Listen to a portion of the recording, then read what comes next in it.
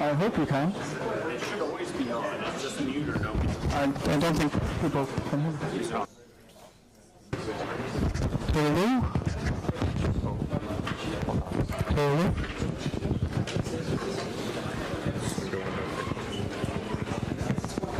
Okay, try it again. Hello? Hello? Yep, it's working. I can hear it. Yeah. Okay.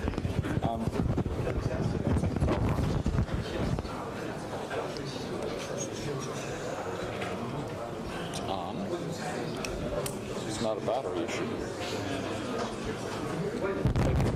Hello? Hello? Hello? Hello? Okay, there you go. You can hear it? I can hear it.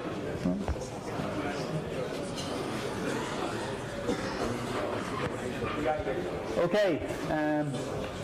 So, yep. No, I'm too loud. My name is Ray Kinsler. I've been working on data plane technologies for the last 8 or 10 years for Intel. DPDK, VPP, and now TLDK, to name a few. Today I'm going to talk about TLDK and why we're interested in accelerating TCP.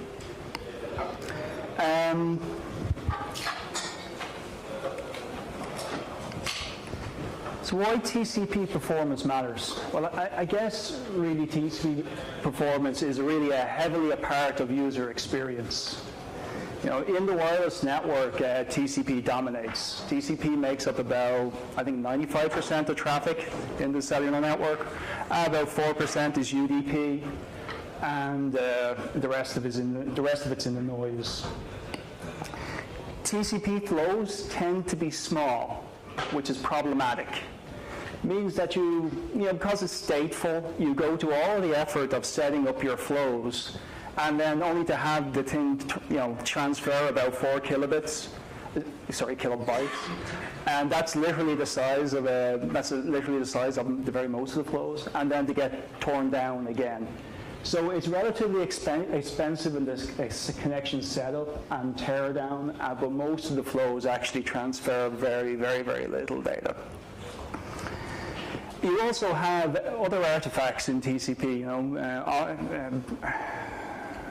parts of the spec that makes small flows even more problematic. Things like TCP slow start. So you may not be familiar with this, but TCP starts off slowly. It'll send 1 packet and wait for an ACK, and then it'll send 2 packets and wait for an ACK. That's fine if you've got a very, very, very long connection. But if you're only having a short connection, it can be quite, again, make it even more expensive. There's a similar problem in the wireline network, and I found this one pretty interesting, is that peer-to-peer is used on a relatively small number of broadband connections. 97% of the connections don't use peer-to-peer, about 3% of it. Maybe it's just because I know everybody, all my friends use peer-to-peer. I assumed everybody did, but apparently not. So 97% of connections don't use peer-to-peer. And of those 97% connections that don't use peer-to-peer, about 70 plus percent of their traffic is, again, HTTP, TCP. So TCP dominates in the wireline network as well. So, okay, it's a huge part of the equation in wireless networks and wireline networks. So this is where the problems start to creep in. Wireless is a relatively recent advent compared to TCP. Wireless is relatively lossy. Your cell phone will be connected and then not connected. And that's perfectly normal. But from TCP's point of view, it looks like it's lost packets. Things like congestion control kick in, loss aversion, those kind of things, they kick in, even though it's a perfectly normal thing for your cell phone to go away. In the wireline network, you have things like impedance mismatch. You might have 100 gigs coming into a box, but only a 100 meg DSL line. So then you run into problems like buffer bloat. So your bulk downloads are crowding out your web browsing. So if you're doing, let's say, video streaming at the same time as you're browsing the web, which is not uncommon these days for people to be flicking around on Twitter, commenting on a TV show while watching the TV show over Netflix. How well Twitter responds is a key part of UX. But without intervention, the bulk download is going to cause a very bad user experience for the person flicking around on Twitter.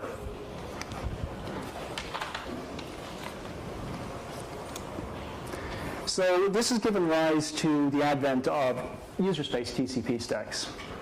People looking, and what you typically see is people who are developing applications in the data center, many of them actually develop TCP stacks to go alongside their applications. So if I one paper that was recently published by Jerry Chu from Google commented that they had something like half a dozen to a dozen individual TCP stacks inside Google, just simply because people writing an application, they want to have access to some new TCP option, so they'll write their own TCP stack to go alongside with their application. And this has become a normal pattern. There's lots of examples of this now. What's a very typical design pattern you'll see in this area will be to take an operating system stack like the NetBSD stack, like the FreeBSD stack, and in the case of Jerry Chu, he takes the Linux kernel and will run it on top of a fast packet I/O technology like NetMap or DPDK or OpenFastPath. So you have your fast I/O, and then you run a well-known kernel stack on top of it. That has some nice advantages. As a design approach, that has some nice advantages. One of it is that you get broad RFC compliance. So typically, all these kernels have a fairly broad set of RFCs, which is pretty nice. The other thing is it has a BSD SOX API. So if I'm taking an off-the-shelf application like an Nginx, everybody's favorite application of choice, Nginx, the kernel is giving you a BSD SOX API, and it's fairly easy to glue the two together. Also, the total cost of ownership. So if I'm using a BSD stack or a NetBSD, a BSD stack or a Linux stack on top of DPDK or NetMap, as security problems emerge upstream, so I get CVE patches, I get performance fixes, I get maintenance, the stack is maintained. So it's a relatively attractive way to implement a user space TCP stack.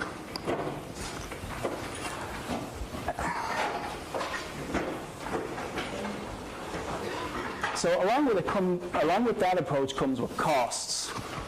So those kernel stacks make assumptions that they're actually running in the kernel. So you have to jump through some hoops to get those kernel stacks to run and behave themselves in user space. There's a lot of work being done in this area, but the kernel threads will make assumptions like that they're running in the kernel and that they're not going to be running in the same context as the user space thread that made the system call to which they're reacting. So you have to jump through some hoops to get these stacks to behave in user space. Typical things that people look for in a user space TCP stack, and it's very heavily around connections per second.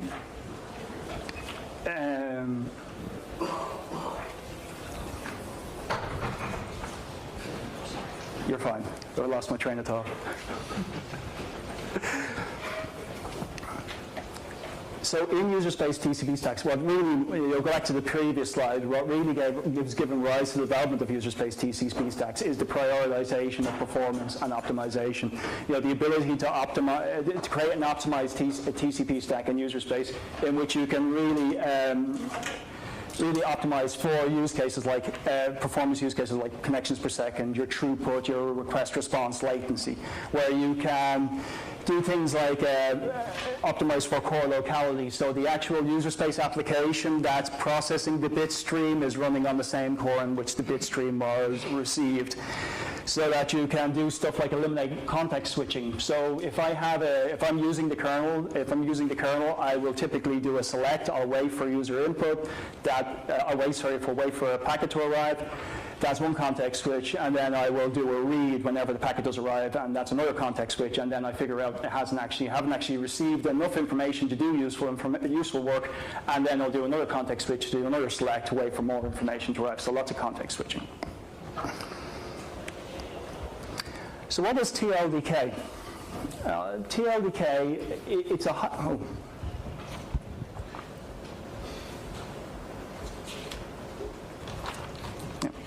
TLDK is a high-performance layer 4 implementation implemented on top of DPDK. It's a complete grounds-up design. So the bottom three points that I talked about in the last slide, the API compatibility and the reuse of a well-known stack that with broad RFC compliance, we don't get those benefits, straight up, okay? But what we are doing is we're doing a complete grounds-up design to aim for the highest possible performance that we can achieve on the platform. So that means that we're going to leave some stuff on the table, so you won't get the BSD SOX compatible API. You won't get the same level of broad RFC compliance. But what you will get is you will get the fastest possible TCP implementation that you can build on a general purpose CPU. And that's really what we're aiming, we're really aiming to create. So in the creation of TLDK, we reuse DPDK design concepts. So we do batch processing, improves IPC. We do things like loop unrolling. We use vector instructions where we can. We use batch processing to keep the instruction cache warm, so that instead of pushing one packet through the stack, you're processing multiple packets at the same time to keep your instruction cache warm. We aim for cache coherency so that there's an affinity between a given network device, between the stack that processes the network device, and then also the application that reads the TCP stream that's received on that network device. So we have an end-to-end affinity between the network device and the actual application that processes the TCP stream. We eliminate things like by not transferring the TCP stream between cores, you eliminate things like swapping hash lines and snooping between cores, so it's much more efficient.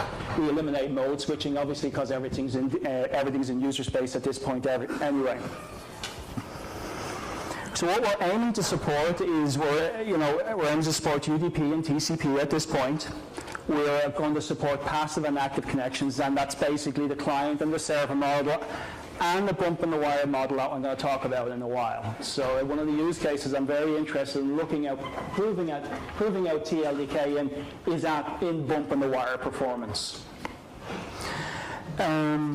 We support common TCP options. There's probably just a list of them here.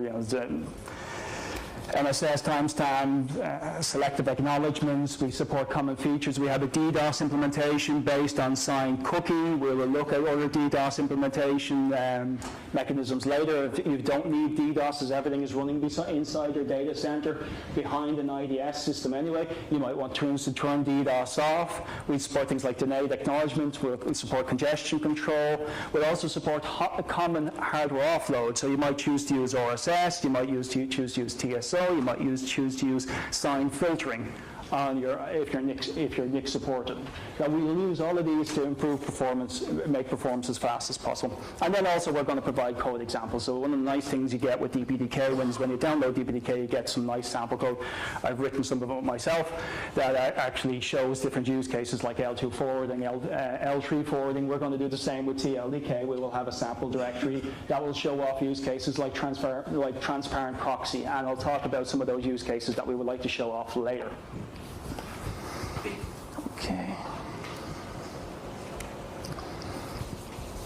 So TLDK provides a socket-like API. So it's a socket-like, you'll be familiar with some of the API calls. They will look familiar to you. I guess, the naming of it will look familiar, but then when you actually get into the parameters, that's where the differences start to creep in. So there's three common design concepts with TLDK that I want to jump into.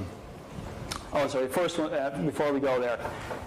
One of the easy reasons people talk about this, we're turning the network stack upside down. What we're really trying to do is make the protocol being driven by the application instead of the application driving the protocol instead of the protocol driving the application. So what you typically see with TCP applications is I sit and I wait for a socket, and then when something arrives in the socket, I wake up and I do something, okay? And if I wake up and I haven't received enough information on the socket, I will go back to sleep. I'll buffer it and I'll go back to sleep again. And then next time more packets arrive, I'll wake up again. The design paradigm with TLDK is we will continue to do useful work while there is useful work to do. So we will do batch processing. So we will batch read packets off the network device, and then we will batch read. We will iterate through streams, and then iterate through packets received on streams. So we will continue to poll and continue to work in the DPDK style, in the batch processing style, and continue to work while there's useful work to do. We'll never block. So in that way, that the application is driving the protocol, not the protocol driving the application. So 3 core design concepts. The first is your context. Your context is really an individual instance of the stack. You typically have 1 context per core. You might have more than 1 context per core, that's okay too, but there is an affinity between a context and a given core. You will then have devices. Now, all we're doing is implementing a layer 4 implementation. We're not doing a layer 2, we're not doing a layer 3 implementation. You'll get those from somewhere else. You might choose to, in many cases, people have their own on top of DPDK that they'll want to use, but all we're doing is a layer 4 implementation. So in TLDK, it has the notion of there being a device underneath, and that device has capabilities. It may support IP, it may support certain hardware offloads. So, TLDK understands that there's an IPv4 implementation, understands there's an IPv6 implementation, understands that some devices support things like TSO and can take advantages of them, but it's not tightly coupled to any implementation. This loosely coupling is achieved by using the TLE abstraction through the TLE device. And then finally, the last concept is a TLE stream, which is essentially your TCP UDP stream, and that's what the little asterisk is. And that's really your L4 endpoint. It describes a source and destination IP address and source and destination port. The last thing I'd say is the streams are actually, ordinarily you would process a stream on a given core. So for the best performance, you want to have that end-to-end tight coupling between a device, a context, and a stream on a given core. But the API actually are what we call our the streaming API is thread safe. So if you did want to read and write another stream from another core, that's actually perfectly okay to do. So TLDK has this notion of a front end and a back end, and the front end is the layer. You can almost think as TLDK as a sandwich in the middle. So the front end is the API to which you write your application against, and then the back end is basically where your layer 2, layer 3, and implementation exists. So the back-end API, so you might think about at the very, very lowest level, you'll have DPDK or some fast packet I/O technology. It receives the packet, pushes it through your IPv4 implementation or IPv6 implementation, and then you do a bulk RX into TLDK. So you do a bulk push of the packets into TLDK. And then TLDK will take care of the splitting out of the packets into multiple streams. So then in your front end, you will go and iterate, you will go and you'll say, okay, is there any signs for me to process? Is there any signed packets for me to process? Okay, there's some signed packets for me to process. I better go accept the new connections I want to accept, or I can reject the new connections I want to reject. Is there any reset packets I need to process? Yes, there's some reset packets I need to process. I then can bulk close those connections, to bulk close those streams. Then I have API with the kind of semantics you'll be familiar with, like send and receive, and read and write. And our read and write API support IO vectors, which you'll be familiar with, as send and receive bit streams. What I talked about before about thread safe, like this is typically on the left-hand side is the most optimal setup where you have a backend and a TLDK context and your application, all of which runs on a given core. We also will support the right-hand side where you have a backend and your context on one core, but your actual front end can read and write the streams from other cores.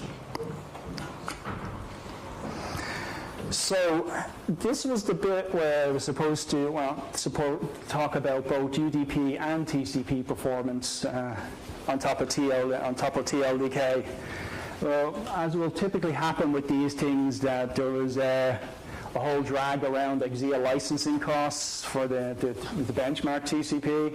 And then there was also an unhappy incident involving a Nerf gun that kind of that delayed the whole thing. So I only have UDP performance numbers today. I will talk about TCP performance as well in a moment.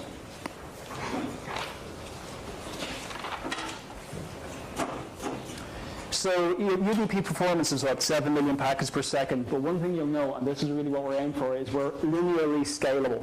As you add cores, you get 14 million packets, 21 million, 21 million packets per second. So we're linearly scalable in the same way DPDK applications typically are. As the more cores you give, you get a linear scaling in performance.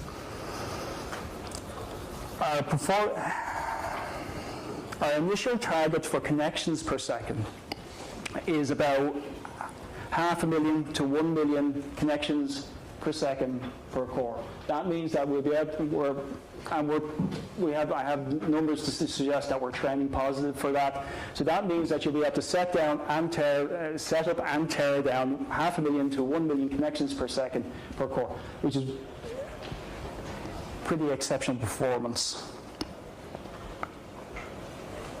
Okay.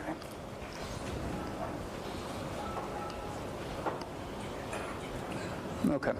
So some of the use cases that we're aiming for. DPDK workloads are typically proven out first on network nodes, and hopefully TLDK won't be any exception to this. So we're going to start off at TCP aggregation points in the network, and there's two I find interesting. The first one is transparent proxies. And transparent proxies are pretty widely deployed in the cellular network. Transparent proxies are what take care of the fact, stop TCP going nuts when your cell phone disappears and reappears on the cellular network. So what typically happens in the transparent proxy is that it'll watch the sign go by between your cell phone and the server, and then it will create a shadow connection. Once that shadow connection is set up, it will do acts on your behalf. So as your cell phone communicates with the server, as a cell phone communicates with the server, it will send acknowledgements when the server as the server return packets. That means that if your cell phone disappears for a few milliseconds and it's not there to send the acts, that the server doesn't start resending those packets unnecessarily. And then when your cell phone appears on your network, the TCP proxy sends on those packets. So it stops things like it stops the typical loss control mechanisms of TCP kicking in. So one use case that we're going to go after. Another use case that we're going to go after is reverse proxy load balancer. So this is more of a data center use case. So in the data center, you typically have a reverse proxy load balancer that sits directly behind your front end. And what it does is it terminates HTTPS, it serves up static content itself, and then it forwards on requests for dynamic content to web servers behind it, and then load balances between them. So again, it is another example of a TCP aggregation point in the network that has stateful requirements. So both TCP transparent proxy and reverse proxy are kind of on our short-term to-do list. So, in summary, network operators and data centers are all optimizing TCP to improve end user experience and improve overall network utilization. TCP stacks are growing in popularity. I think I counted 11 TCP stacks on top of DPDK and NetMap before I actually wrote, while I was in the process of writing this presentation. You're probably familiar with some of them. You have DPDK, ANS, libcloudnet, there's a TCP implementation in VPP, there's C-Star, there's MTCP, there's lots and lots of TCP implementations in user space, all of whom are a lot of whom are reusing the FreeBSD or NetBSD or Linux kernel implementation, all of whom are trying to implement the BSD SOCKS API. That's not where we're going. We're going for the fastest possible TCP performance on top of a general purpose processor, going after network node use cases.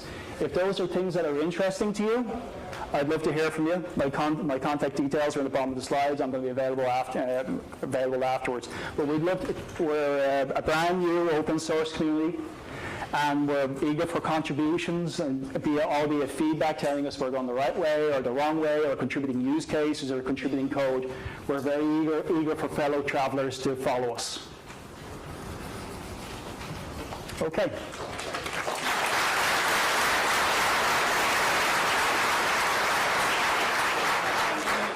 Oh, we have repeat the question. So I have a few minutes for questions if there's any questions. Yeah.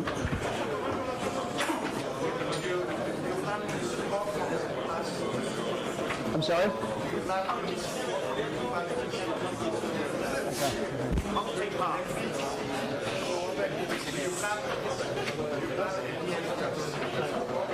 Do we plan, okay, so the question is, do we plan any MTCP support?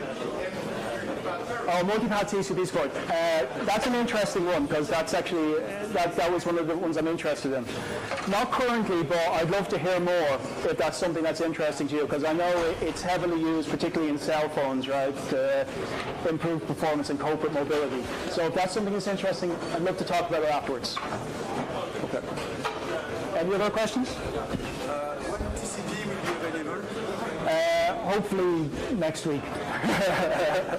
Hopefully next week. Should already be out. Any other questions? No.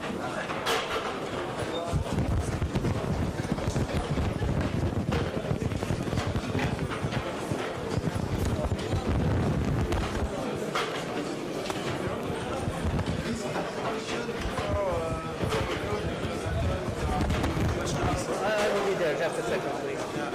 Just a second.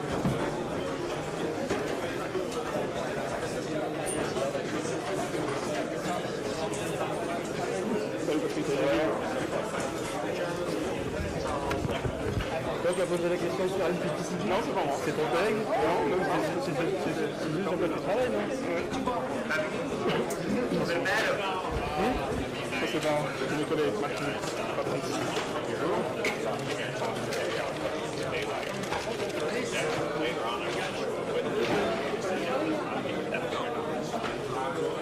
C'est ça qui me voit d'ailleurs. Remember me.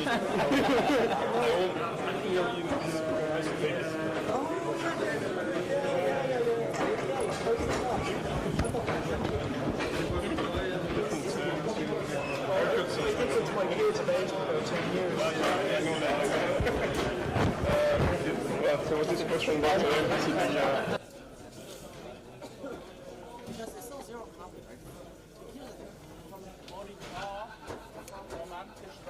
So hold on, there's no Stargate, you're thinking Stargate can use this to talk to the video, which is processed by Photo with OBS integration.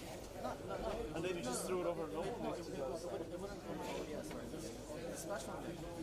talking about the No, process.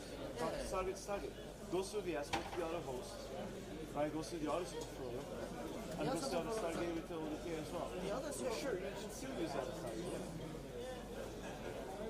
But I think the idea is that you just give Stargate a different link to talk to itself. So the link where Stargate talks to Photo, you can just drop the video together. No, then you go to the other one.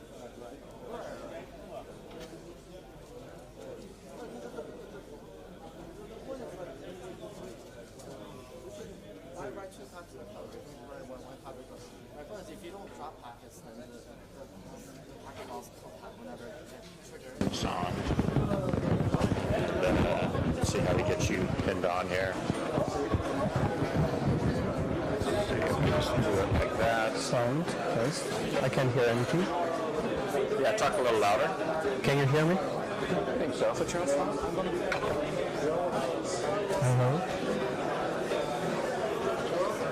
Is this working?